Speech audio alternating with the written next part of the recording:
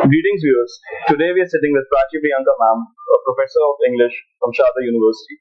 Ma'am has written a book called Kintsugi. Kintsugi, and which is a collection of short poems. So we shall discuss more about the book. Hi, ma'am. How are Hi. you?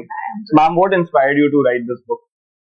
I was going through a stage of confusion about in relationship, and that journey, I didn't know how to get over that.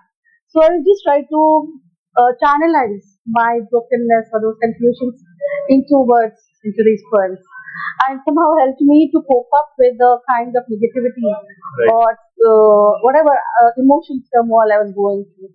So, as it says, that whatever emotions, if it is negative, if it is confusion, if you put it into art, it becomes more aesthetic and Right. it helps you be more resilient. Absolutely, ma'am.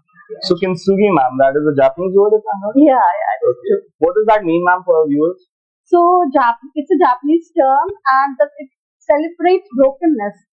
It comes from the concept that जब उनके यहाँ earthen pots or anything ceramic, when it gets broken, they glue it with gold. Oh. And that's how they make it more precious. Right. And it's a way to celebrate life's imperfections, embrace everything that comes your way, and cherish it. Instead of just being perfect, it is being imperfect, and the perfection is in the imperfection. So I find these poems, which were which was a journey of turmoil, as a way to these heartbreaks. These were like the gold that made me transform myself into a more resilient person. And I feel anyone who goes through heartbreaks, who goes through pain, loss in life, it is a very good collection for them, and it is a very good journey, in fact, because there you can transform yourself into a better person, evolve yourself somewhere. That's wonderful. Celebrating brokenness, not Yes. something we see in India.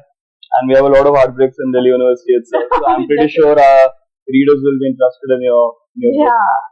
And in today's fast-moving world, ma'am, the students are suffering through so many Hmm. mental health problems and all. So what would you as a professor, since we have professors also in our group, what would be your advice to teachers? So how to help students who are going through this stuff? You are very right about this. That the students somewhere are very lonely in their journey. Especially I've been teaching in college. I find that it's a transition from the school life where they were very protected to the college life, the peer pressure, the relationship issues, the parental pressure, and the pressure to find themselves who they are.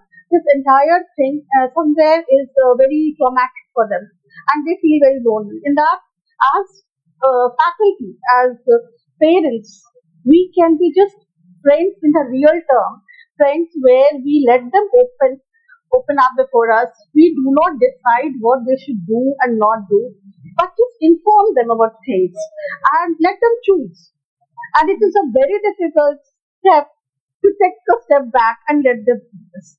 So if we do that in a real manner where we are not just friendly but friends with our students, I think it can help them somewhere. And I have personally felt that I am they call me an approachable professor. So it helps.